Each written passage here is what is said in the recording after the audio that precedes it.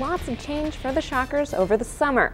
Koch Arena got a new scoreboard, the team got some new players, and the locker room got some new digs. All of this was set up for one of the biggest parties for Shocker basketball in recent memory. Well, I talked with Salina South head coach Sam Sellers before kickoff, and he said beating Hutchinson last year may give his team more confidence this year. But he says it definitely doesn't guarantee them a win. Good evening, everyone. The K-State football team called last week's last-minute loss a wake-up call, and now they have a chance to even their record against Louisiana. Next football season, there'll be a new face in the press box. Jansen has decided to retire and move to Lawrence to be closer to family. K-State traveling down to Stillwater to take on number 21 Oklahoma State. The Wildcats are trying to avoid back-to-back losses. Well, the Roundhouse is a difficult place to travel to, something the Salina Central girls teams know very well. The Lady Mustangs haven't won in McPherson in more than 2 decades. Now both teams have very different postseason stories. Wichita West hasn't made it to a playoff game in 11 years, while Salina South made it all the way to sub-state last year. But they both know the importance of this game. It's either win or hang up your jerseys for the year. Well, the Kansas City Chiefs haven't had a playoff win in over 20 years. Today they appeared to be on the right track to end that drought. But they'd have to do it without Pro Bowler Jamal Charles, who was hurt in the very first minutes of the game. It didn't seem like it was going to be a problem at first. Up 10-7, Alex Smith hitting Donnie Avery for 79 yards down the middle and a 17-7 lead. You can see Coach Jaden Adams standing on the sidelines at every practice and every game. Ever since I've been around football, it's something that gets me excited like nothing else does. He's part of a Beloit football team that's tearing through the competition, with a senior class that has been playing together since they were little and are no longer just a team, but brothers, I could say. I know we've been through everything together. We know a lot about each other. We hang out together. We trust each other on the field, if you can put it that way. I mean, just 2 years ago, Coach Adams was number 30, sophomore star running back, averaging 200 yards a game until he collapsed shortly before halftime. It was an experience that I'd never been through in life. Naturally, very scared. He was taken to the hospital with a traumatic brain injury and was in a coma for about a week. We always knew he'd come back to us. Yes, I never doubted that.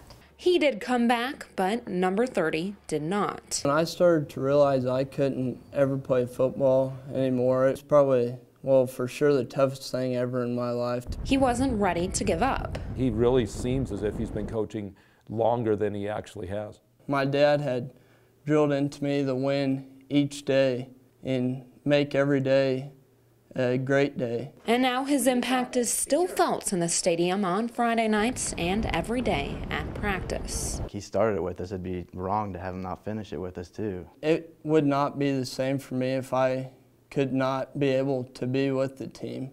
I mean, it's just something I love to do. Samantha Anderson, Eyewitness News. The sound of a bat hitting a ball. It could mean a single, a double, or even a home run. Yeah, it's one of the best hits we've had today. But for the Salina South softball team, it's the sound of hope. Every hit you get money added on, so the more hits, the better not only do you do personally, but you do for raising money for cancer. Head coach Kenny Waldman put together the Hits for Hope campaign. It raises money for research at the Tammy Walker Cancer Center. It's a great feeling knowing that I can help out my community, because our community does so much for us. And for many of the Cougars, cancer isn't just a face in the crowd. It hits much closer to home. My mom had it in 2008 and my grandma got diagnosed with it in 2011. I have had a couple family members pass away, and currently my uncle is in remission. My great uncle and my grandpa have cancer. I had a grandpa who passed away from cancer. Not all of the work takes place on the field.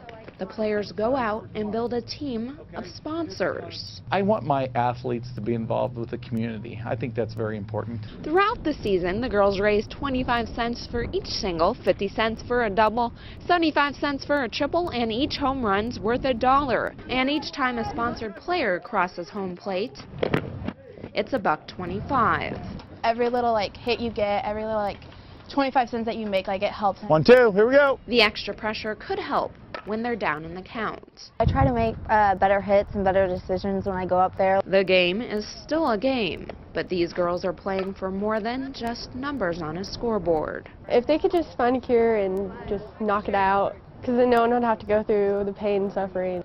The floods are gone, but the damage is still all around Lindsborg. Now the town is cleaning up, and that takes a little teamwork. It hurts, but then the aftermath is really where you see what kind of town you're made of, what everybody comes together. It's really where you see your strengths, is through the hard times.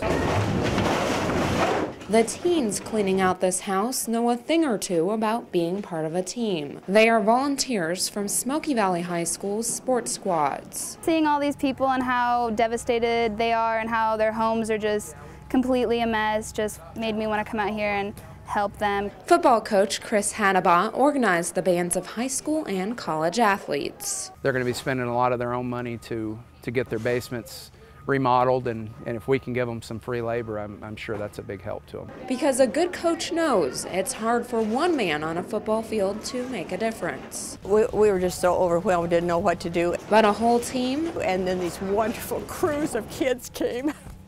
We'd be dead without them. Absolutely. And we're so grateful. Can win the game. In Lindsborg, Samantha Anderson, Eyewitness News.